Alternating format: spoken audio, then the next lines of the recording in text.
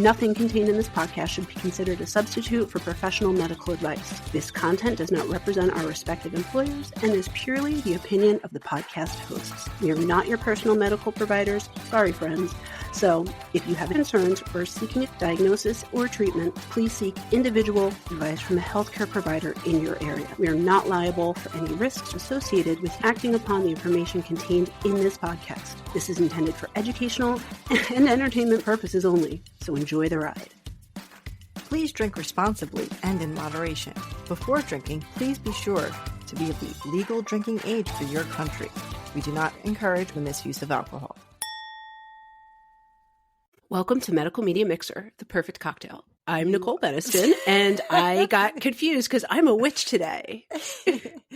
And I'm Tara Prisco, physician assistant / witch as well. Yeah, which we did not plan to both be witches. We just both planned to dress up and then surprised ourselves. Yeah, we just randomly rated our random costumes and both thought of the same thing. Exactly. So we're going to do 2 back-to-back Halloween episodes. My subject is Halloween adjacent. Nicole's next episode will be much more Halloween-y, but it's the time, so it doesn't matter. So yeah, Nicole has got a cute witchy vibe going. Is this like a shrug or a cape? No, it's actually a cape. Okay, and it's got like celestial. Yes, it's got gold stars, moons, sunbursts, shooting stars on it. Yes. And you have more of a classic witch hat. I have the really cheap one you can get in the store hat. Yeah. Well, this one actually, it was from one of those witchy shops, but it's meant to just be worn in the winter. Just it's as cute. A regular right? hat. Yeah, but it looks witchy. Yeah, it looks witchy. Yeah, I like it, and it's comfortable. That's good. And then I have this itchy wig on, so we'll see how that goes. And I had to figure out. I'm like, wait, how do I put headphones? Well, this is my real hair, so yeah, I know you got your hair nice and dark. I did. Season. I like it dark. I think it makes me look younger, so I'm sticking with it. Yeah, your face, in contrast, the light skin, dark hair looks good. Oh, what's up? I saw you this weekend. I have nothing to talk to you about. I saw you already. Nothing to talk to me about. No, that was 5 days ago? Oh my goodness. Yeah, we had fun times at a distillery, and that will be an episode that comes up sometime soon. So yeah, that was fun. And that's actually, it's not my cocktail in this episode, but I bought a cherry pistachio lemonade mixer from the distillery. Oh, you're using Reckless that one. Farmtown Distillery.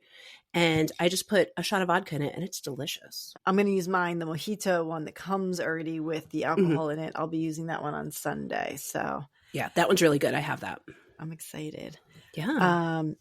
Any fall plans for the weekend? So for this weekend, not so much. Deb is going to come down, and normally, so my dad passed a couple years ago, but we still celebrate his birthday, which is tomorrow. So we're just going to go to lunch and then just do some other fun things to enjoy the fall vibes that are out there. So that's the weekend. I didn't know Bud was a Libra. That's why we love him so much. Yes.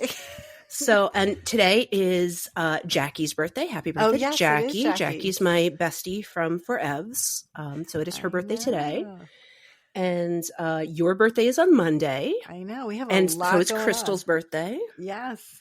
Yes. So it's a bunch of birthdays coming up. And then next weekend is Comic-Con. So probably at some point this weekend, I'll do a full costume run through. I kind of already have it together. I just haven't put everything together on at the same time. Right. I have 2 different options. I'm waiting to see what the weather is going to be. It looks like it'll be somewhat cool. So I might go with my preferred option. It was a little heavier, so I was worried if it was too hot. Got it. Yeah. I have just 2 different options for the dress itself, depending on if it's long, long sleeve, short sleeve, whatever. But I played around with everything, but I got to really do the wig, really get my hair under there. So yeah, something like this is a lot easier to hide, your hair in the back. That one is not. So I definitely have to. Yeah. I think my biggest struggle every year with cosplay, Halloween, going out is I cannot do lashes and I always want to.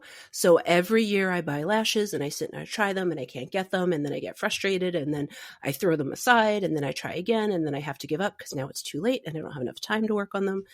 So I think I'll try the lashes again, but I don't think it's meant to be for me. So what's interesting is I never I think way back in the day we used to play around with lashes, but for the younger child who does dance competitions, she has to wear them for every dance competition. So I got used to like doing it on her. Like on myself, it'd probably be a little trickier, but like make sure you get the little glue that like it turns like purpley when it's drying, and you want it to get a little tacky, like dry a little bit, and then literally just straight in, like just go for it. Yeah, I've watched a million tutorials. I've tried all different kinds, different brands, different shapes. It's just a struggle. One will come out perfect and the other will be like in my eyebrow. Wonky. And then I got mad. And I have learned to realize, and this is a tangent, no one cares, but I'm going to say it anyway. I just within the last 5 years realized I have heavily hooded eyes, and you're supposed to do different eye makeup with heavily hooded eyes. And no one ever taught me that. So I'm learning to do makeup that fits my eye shape a bit better. Yeah, I don't know the rules on those things either. You kind of have the similar like hooded eyes. Yeah, well, I think as I'm getting older. Yes, they do droop when you get older. That is true. Starting to come down. Yes.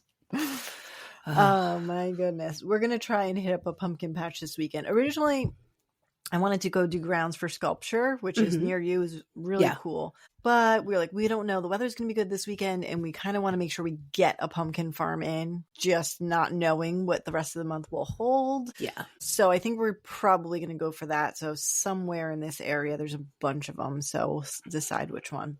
Yeah, I actually went and got pumpkins last week, and I bought 3, and 2 of them rotted already. So I have to get new ones. Yeah, and it was kind of warm some days. I think that's what happens. I think one of them was already like rotting when I got it, just because it felt weird, but I just liked the way it looked. But then the other one died too, so I have to get some new pumpkins ready. Yeah, and that's the other thing. I have mums that I'm picking up next week from the kids' school. Like they do a sale, and we'll pick up some pumpkins to stick on the porch, and then some to actually either carve or paint.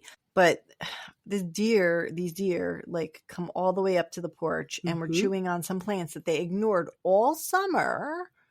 And it's still green out. There's still plenty of things for them to chew. And they're leaning up, trying to go out of this pot on my porch.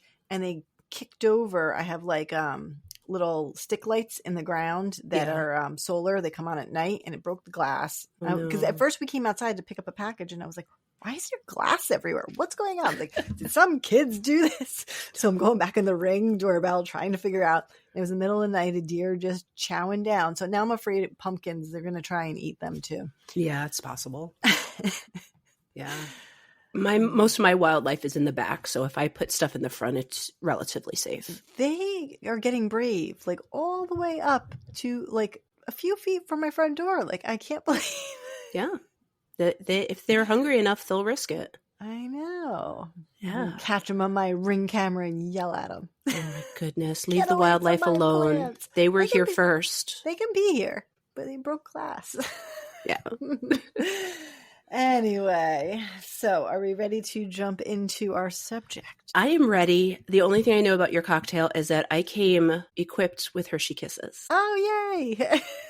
So hopefully that's a good segue into what you're going to talk about. Yes. So my cocktail is called the Hershey Kiss. So number one, I assume since you own Hershey Kisses in your home that you enjoy chocolate, right? No, I hate chocolate. Yes, of course I love chocolate. Well, I know. Would I look like this if I didn't eat chocolate? Come on. Chocolate is amazing. It is. I am a very big fan. So what's interesting is I originally tasted this cocktail in Hershey, Pennsylvania. There's Hershey Park, and then there's 2 hotels, and the Hershey Hotel has this restaurant, and of course their signature cocktail is the Hershey Kiss martini. And what I loved about it is you think of a chocolate martini, and you're like, that might be too heavy. Like, this is a clear chocolate martini, which is pretty amazing. So it is very light, clear. It is 100% alcohol, pretty much. Wow. My rim is drooping because I used honey instead of chocolate syrup, and then I didn't have powdered hot chocolate mix, and I used this other one that was like little pieces and whatever. It's not as pretty, but it tastes good. So the cocktail is super easy. Ingredients wise, the only thing I had a little tricky was I needed to get the clear creme de cacao, which I had to go to 2 stores for the clear one. But it's 1 ounce of 360 chocolate vodka. There are other brands out there I saw in the store, but I did see this one, so I grabbed it. 1 ounce of Smirnoff vanilla vodka. I ended up grabbing Stoli because that's just what was there. And 2 ounces of the clear creme de cocoa or creme de cacao or whatever we call it. And basically you're supposed to rim your glass in Hershey syrup and then dip it in either cocoa powder or hot chocolate mix. And then you shake the liquid ingredients up over ice, shake it up in your shaker, put one Hershey Kiss in the bottom of your glass, and then pour your drink over. And it really does taste just like perfectly chocolate. It's really good. Nice. Okay. So chocolate, of course, is one of the many candies that we will be sampling at Halloween. Yes. Do you buy candy and then it doesn't make it to the door because you've been snacking on it? Because that's how we do things here. I buy candy and then I'm really, really good. And then I get no trick-or-treaters. So it's November when I end up eating all the candy. Yeah. I mean, so we have a couple of ways this happens in our house. I'll buy a bag and I'll hide it, but I usually hide it in the same closet. So somebody accidentally comes across it and starts picking at it before then. But I usually buy a huge bag and then we don't get that many trick-or-treaters. Like we get some, but there are kids in our neighborhood, but our town, I think people gravitate towards certain neighborhoods, and maybe ours isn't that one. So then we have a huge amount left. I usually try and bring it to work, try and pawn it off because I know that I'll eat it. Yeah, my cul-de-sac, there's at least 4 houses that have children that are let's say 10 and under. The past couple of years, they haven't been taking them trick-or-treating. And my house is all decked out. I have the lights on. I usually keep the front door open. It's people know they can come here, even welcoming. Even if it's the only house. And I haven't had trick-or-treaters since I moved in 4 years ago. So yeah, it's really sad. Our neighborhood, it's a lot of hiking. The houses are, a few more feet apart than the usual. And then it's uphill. I mean, but the kids do it and it's great. Kids are out in the neighborhood. But for a quick run, go over to a development that has everything boom, boom, boom. And right. That's what I expect. And it hasn't happened. Maybe this year, they'll bring the kiddos out because I always see them out riding their bikes or things like that. So we'll see. So chocolate in media, it's definitely commented on, referenced in so many different things. One, of course, is a classic, which I could have covered, I guess, as an option for this, Willy Wonka and the Chocolate Factory. Oh, of course. But then I would have had to do some sort of Willy Wonka candy for the drink, I think. So we all know the original. I'm sorry, I love you, Johnny Depp, but it was very trippy. It was too much. The original Gene Wilder is the remake perfect. was super trippy and weird. And I remember... this is the weirdest memory ever. My cat would never really watch TV, but one time I had that on and he was transfixed. And I was yeah, I get it. This is weird. It was right around the same time too that he did, I think, the Alice in Wonderland, and it felt like it was, which was also trippy. Weird, trippy characters. Yeah, but a couple other mentions: Gilmore Girls, Rory and Lorelai, used chocolate for emotional support in quite a few episodes. Legally Blonde, she links chocolate to mood and mental wellness. House definitely has talked about it as a reference for a placebo. And one more before I get to the actual one. Apocalypto. I don't know if you know that movie. I don't. So it's very realistic about Mayan culture back in the day, but they're using literal cacao as the sacred and medicinal purposes. So that was definitely part of that. But what I'm going to do is a movie called, you can say it with a French accent, Chocolat. Chocolat. No silent T. Sorry. You had it very well, except for just the T. You're good. So this is a movie from 2000. So it's actually a really sweet movie, and I'm really glad I watched it. It is in English, and they speak with French accents because some of the actors are French and some of the actors are not. Fun fact, my former car 2 cars ago was a deep brown, metallic, and I called her Chocolat. See, there you go. So let me give you a little plot summary about this. So it's based in 1959 in a small traditional French village where basically everything revolves around the church and everybody there is highly devout Catholic. And it's very much controlled by this mayor, the Comte de Renaud. And basically you meet the main character, Vianne. She's played by an actress, Juliette Binoche. If you saw her, you absolutely know who. Definitely know her. and her young daughter, Anouk. They arrive in town, sort of coming in with the wind. It's kind of magical. Vianne is very free-spirited and independent, sort of unconventional, and she cleans up and opens this shop on the main street, a chocolaterie. Can you say that for me? A chocolate shop, chocolaterie. No, I'm afraid I'm going to say it wrong. That's why I'm overthinking it now. Like a bread place is a patisserie or something. Patisserie, so chocolaterie. So there we go. And it opens right across from the church. But it is actually the beginning of Lent. Do you remember Lent? Yes, it hasn't gone away. No, I know, in Catholic school, you had to pick something to give up. And yes, although now modern people are finding something to add, something to give back, like that makes more charity sense. Or volunteering or things like that. But that to me definitely makes sense. But people would do a very token, like I'm giving up chocolate, kind of a thing is their token. I'm giving something up. But of course, this is a very devout town, and so everybody is expected to have like this abstinence and self-denial and sort of, I don't know, be very solemn. So, of course, at first the townspeople are skeptical of her. She doesn't go to church. She has a very sort of bohemian feel to her. But she's very warm. When people come in, she'll intuitively figure out what their chocolate is. Like, this is like kind of like mystically, like, I think you're this. And then she'll give them this chocolate. And then they're like, oh my God, that's amazing. But she really she meets a few people and she starts to draw a few people in.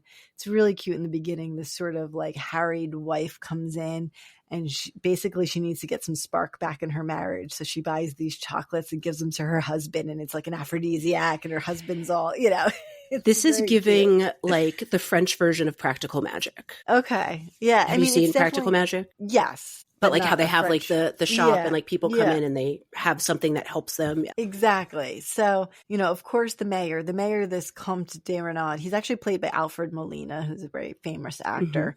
Mm-hmm. But he feels that she's a threat to the morality of the town and to his authority. He feels indulgence is sinful. And basically, he starts like this campaign against her. Like it's as one does. Close the chocolate shop. It's terrible. In a small town, like it's very interesting. He tells people to avoid her shop, saying chocolate's a temptation, and basically like wants to exclude anybody or like kind of not excommunicate legally, but people who go into her shop. But she still wins over more people. Judi Dench is in this again, amazing. Dame Judi Dench, love her. Yes. So she is actually her landlord, and she's an elderly woman who's estranged from her daughter, who also lives in the town. Wait a minute, this came out in 2000, and Judi Dench was playing an elderly woman then. She's been playing an elderly woman for her entire life, which is really sad because she's gorgeous. Like, I mean, if you look at the back in the day pictures, and like she's got that sort of angelic face. Yeah, no, she does. She has that very, but she's been playing. She's leaning roles. Into it. Yeah, she's been playing those roles forever. Yeah. But she definitely comes down, sits in the shop, and enjoys the company.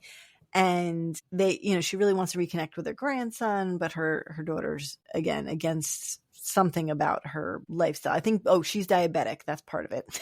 And she's eating all the chocolate. No chocolate for her. And the daughter's like, I guess at that time too, like treatment for diabetes obviously isn't what it is today. And your sort of lifespan wasn't what it is today. And so some of it I think was that the daughter didn't want her son, the grandson, to get attached to her. Maybe there was some underlying thing there. But Vianne ends up hosting this woman, Armand's 70th birthday, giving her a chance to sort of reconnect with her grandson. There's another woman who's an abused wife, who's like physically, mentally abused, and she finds refuge with Vianne and starts working in the shop after leaving her husband, and helps her like rebuild her life. And then there's this cute guy. I don't know how to pronounce his name. Guillaume. G-U-I-L. Yeah. It's Guillaume. There you go. He's a shy older guy who's in love with his landlady, but it takes him sort of getting this spark to gain his courage to ask her out. It's just really cute. Like that little building up of the little villagers starting to have happiness in their lives. But then things get very tense because a group of river gypsies led by who I mentioned earlier. Johnny Depp. Yes. Why did I hit my thing? Am I sorry? Johnny Depp's always the pirate, the river gypsy.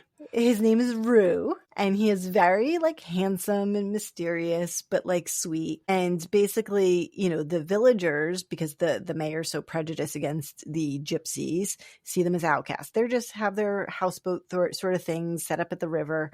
But Vienne befriends them, of course, and she and Rue kind of have an attraction going on. And they better. It's on the movie poster. Yeah, of course. So Vienne and the gypsies, they host gatherings. They try and push the norms of the town, which of course makes the mayor really pissed. So they plan, you know, this mayor plans on obsessed with driving her out. He like tries to manipulate the woman who left her husband, the abusive husband, to try and burn down the gypsies' boats. He really just goes crazy trying to get people to turn against her. And it basically all meets ahead on Easter weekend. So the mayor sneaks into the chocolate shop late at night, intending to vandalize it. But he accidentally tastes some chocolate and loses control, indulging in a frenzy of eating. He's got like chocolate everywhere, chocolate all over him. And I think he ends up falling asleep, like passed out in like the window display. So it basically, he's humiliated and broken. And part of the story is too that his wife has left him and he kind of keeps it a secret. And maybe his focus on Vienne was misguided. And he sort of comes around like, hey, this chocolate's pretty good. And our friend, the landlord who has diabetes, the older woman, Armand, Judi Dench, she eventually does pass away peacefully after her birthday party. She, you know, rebuilt her relationships with her family and can quietly sort of just go to sleep. Josephine, the abused wife, she flourishes. She starts running a cafe, and the townspeople gradually sort of welcome both the gypsies and Vienne.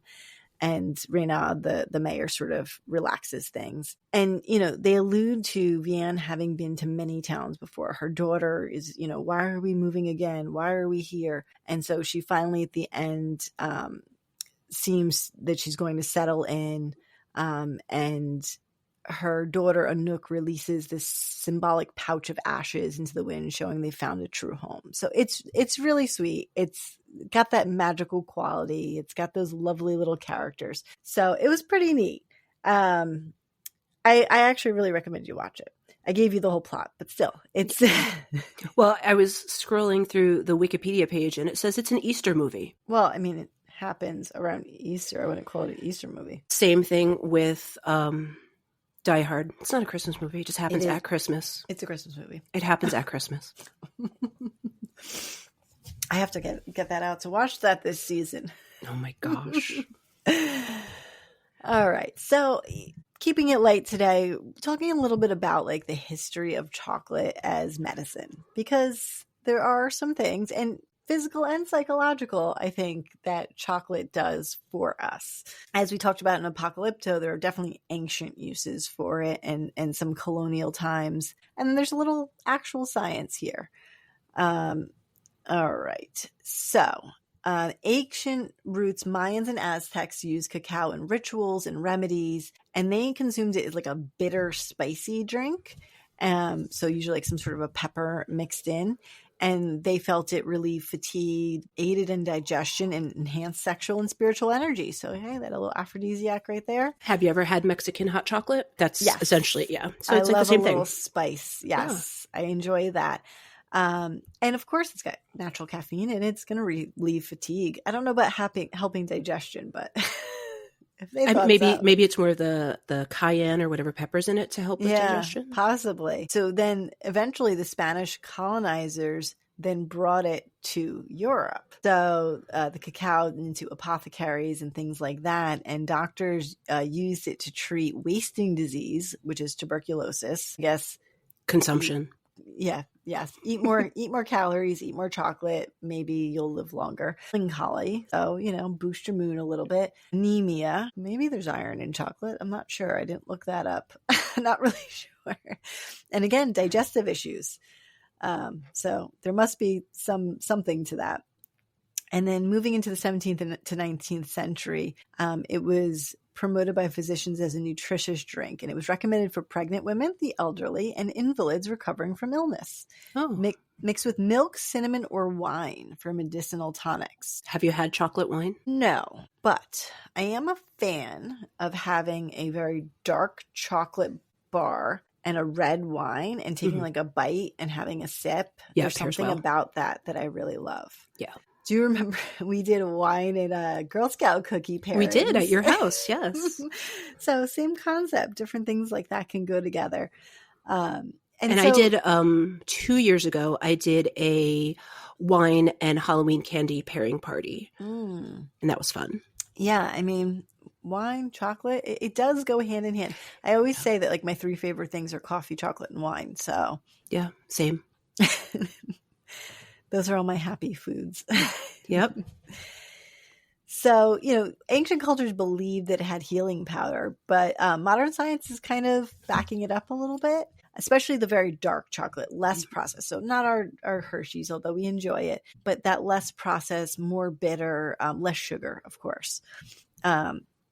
So there are some possible cardiovascular benefits. Flavanols, which are in chocolate naturally occurring, especially one called epicatechin. It's a type of antioxidant compound found in plants, and they help improve the function of the endothelium. Endothelium is sort of the, not skin layer, but the layer on the inside of your blood vessels, if sort of the internal skin, we'll call it. It's a thin membrane that lines your blood vessels. Also, this flavanol, enhances nitric oxide, which helps with dilating your blood vessels. So wide open blood vessels that are working well, improves blood flow, and actually lowers blood pressure. So there is a little bit of something to that. There was a study back in 2010 that followed about 20,000 people and said those who consume the most chocolate, mostly dark, had lower blood pressure. And they had a 39% lower risk of heart attack and stroke compared to low consumers. Now, it's not a double-blind, placebo-controlled trial, so we're not going to go give you full-on recommendations. But it does seem that, again, in the proper proportions, there may be a benefit. Just like we said with garlic and wine and olive oil and all the other things, like in some moderation, sort of they all contribute to your overall health. So they had led researchers to actually suggest moderate dark chocolate consumption, about 30 grams a day, may be cardioprotective, similar to red wine or olive oil.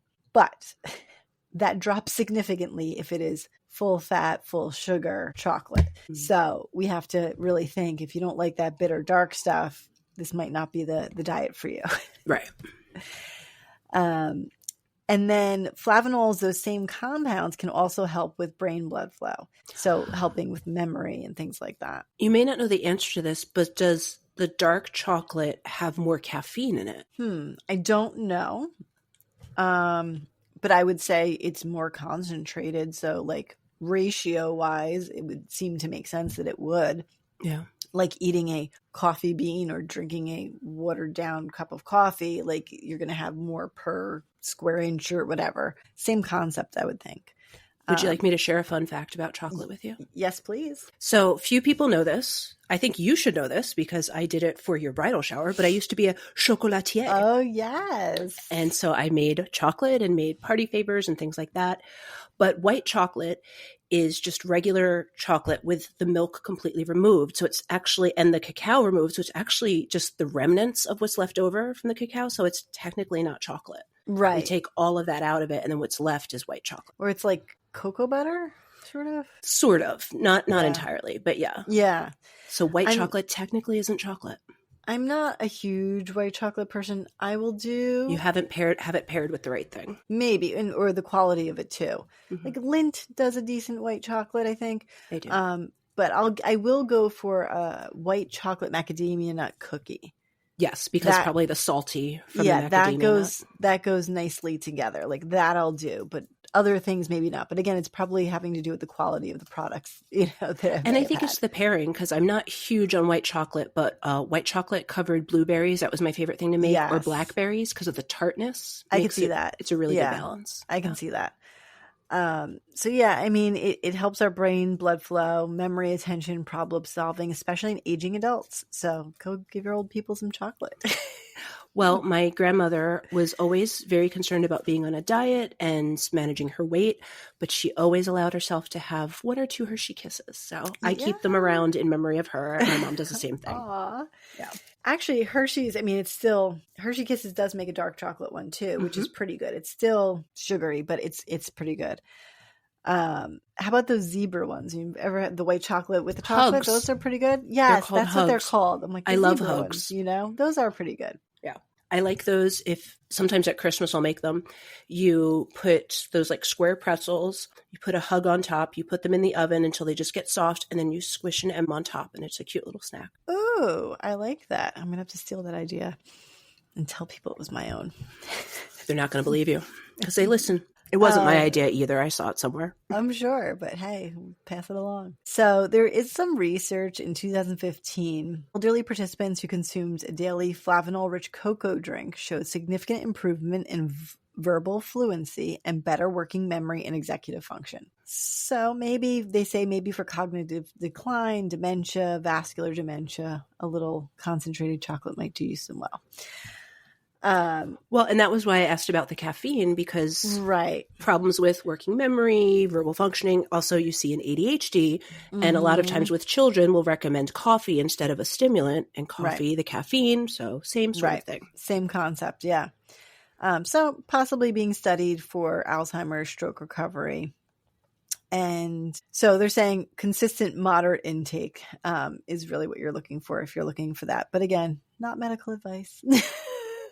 Not guideline based. And then, mood and mental wellness. So tryptophan, which is also something we always talk about as far as calming yourself, and that's a precursor to serotonin. That's been associated because it's found in chocolate, and it can also turkey and red wine. Yes, all the sleepy things. So just give me some turkey, chocolate, and red wine, and night. Actually, one thing, this is just random. I used to have this little thing. I have to see if I have it somewhere. It was like this little recipe book, but it was like small, like cardboardy, and it had all these different recipes. And this one that sounds weird but was really good was you like caramelized some garlic, and then you mixed it with like dark chocolate, and you poured it over brie. It sounds crazy, but it was good. I remember making it 2 or 3 times way back in the day. I have to find that book somewhere. Maybe I'll pull out some chocolate I've always said I recipes. love chocolate and cheese, but not together, but that might change my mind. Because brie is sort of like, I don't know, because you could do brie with fruit and with it's jams neutral and things and stuff like that. So I remember it. I have to pull that out and see if I can find the exact recipe, but it was pretty neat. But chocolate increases dopamine, increases our pleasure sensors. I mean, you can like that little taste, like you just get that. Yeah, emergency chocolate just in case you need it. Always have one in your desk. Right. I don't think it's become such a cultural thing if it didn't really give people at least some mental feedback, right? I mean, there's definitely something that it gives us because it's so pervasive. Like everybody says things like that, like chocolate to make you feel better. Yeah. They say emotional self-medication, stress. Oh, they had in my notes, it had to say PMS as well. Or grief. I guess it says that chocolate will help you with that. I'm not really sure. I thought that you were saying that PMS and grief is the same. I was like, wow. Well, I'm grieving that I have my period this month. Yeah. Seriously. It's rough. There's a couple other compounds, PEA, so phenylethylamine, is the love drug. So that's why chocolate is associated with falling in love, and it can cause some euphoria. And then theobromine, which is similar to caffeine but a little gentler, is a mild stimulant. It also is a slight muscle relaxer and vasodilator. And the other thing, because we always associate chocolate with the other holiday, Valentine's Day. So is it an aphrodisiac? We don't know. Well, I mean, all these things sort of kind of, talk a little bit about that. The love drug, that's in it. So I think it's a combination of a little bit of real science and a little bit of cultural stuff and a little bit of it tastes good. Plays a, chocolate. If you have a breakup, you eat your ice cream or your chocolate, or, you're stressed about an exam, you're popping your chocolate. It eating all lots of sugar. Yeah. Makes sense. So yeah, I mean, I think all in all, I think that there is a little bit of of truth backed by some science that chocolate can be good for you in moderation. And if it makes you happy, it makes you happy. And little things in moderation that make you happy are worth it. So Yeah, just don't go crazy with the sugar, especially if you're diabetic. Mm-hmm. And obviously a lot of these full fat versions might have a lot of cream or milk that are also not great for your cholesterol. So, Or if you're lactose moderation. intolerant. Oh yeah, true. Yeah. There are some definitely brands that'll do lactose free ones I've seen. But I'm always kind of, when I go to some sort of a more interesting store, looking for those, the chocolate with the peppers in it, or the chocolate. There was one I used to get, I don't remember the brand of it. I used to get at Whole Foods, and it had it was dark chocolate. I think it might have had salt, but it had Pop Rocks type thing, like popping candy. I've seen that before. Do Pop Rocks still exist? Yes, of course. I actually just had a drink with them as the rim 2 weeks ago. Okay. Yeah. It's not something I've seen in a store that I was thinking about. I didn't love them, but I don't think I ever really enjoyed Pop Rocks. So yeah, it was just more for the fun, sound, not so much for the taste. Yeah. So, leading up to Halloween, have your chocolate in moderation. Don't eat all the candy before the kids come, guys. Right. And then if the kids don't come, then you can eat all of it. Then you can eat it all. Bring some to work or give some away. There are things, there's dentists who will collect your leftover chocolate and then donate it to the troops. Or eat it themselves, and they're just telling you they're donating it. I don't believe that. But to get you to not eat all the chocolate, donate your leftover, and then we'll send it overseas. Yeah, it's a good. Hopefully, they do actually send it. Well, it's so funny you said that. My the receptionist at work, she has some very nice Godiva chocolates hidden away in a drawer in case somebody's really jonesing. And she told me that they were in there months ago, and I never touched it. And I've been really good. I've been, not snacking as much, not eating. And this week I was definitely hormonal, PMSing. And one day I had 3 pieces of chocolate, and I was like, I know what's causing this, because I knew the chocolate was in here for months, and then 3 in one day, it was crazy. But I had no regrets. It was delicious. When I used to work at the inpatient psych doing the consults, our office was literally an actual closet, a closet with 2 desks and 2 computers and filing cabinets, and there were no windows, and it was very just stressful. You had a lot of work to get done, and there was always goodies around. And I tell you, there were times where somebody had a big bag of Hershey Kisses or something, and I'm like, guys, I'm sorry, I ate half the bag because I was stress eating while I was working. Well, at my last job, I always had a bowl of candy on my desk, and the patients would always be like, oh, I have to go talk to psych, just so they could come and get candy. And then they would leave. Healing powers right there. And I mean, it did work, because they would come and then they would chat a little, and maybe it wasn't a full session or anything, but after stopping by for candy every day, then we developed a relationship. So then when they needed something, they would come and talk with me. So it served a good purpose. It brought them in. I spent a lot of money buying candy for that place, but it worked. Oh my goodness. Did my hat just hit this? Yeah, that's exactly what happened. It was flopping back a little before too, but I'm not used to having a witch hat on. Sorry, guys. All right. Oh, thank you for listening to Medical Media Mixer. The perfect cocktail. Cheers. And happy Halloween. Thanks for tuning in to this episode of the Medical Media Mixer podcast. If you enjoyed the conversation, don't forget to subscribe, rate, and review us on your favorite podcast platform. Your support helps others find the show. Want to keep the conversation going? Follow us on social media. We're at Medical Media Mixer Podcast on Instagram, Facebook, TikTok, YouTube, and on Pinterest, the Medical Media Mixer board. If you'd like to support the show and help us grow, check us out on Patreon. Patreon.com/Medical Media Mixer Podcast. And on Buy Me a Coffee, buymeacoffee.com/Medical Media Mixer Podcast. If you have a topic idea, feedback, or just want to say hi, send us an email at medicalmediamixer@gmail.com.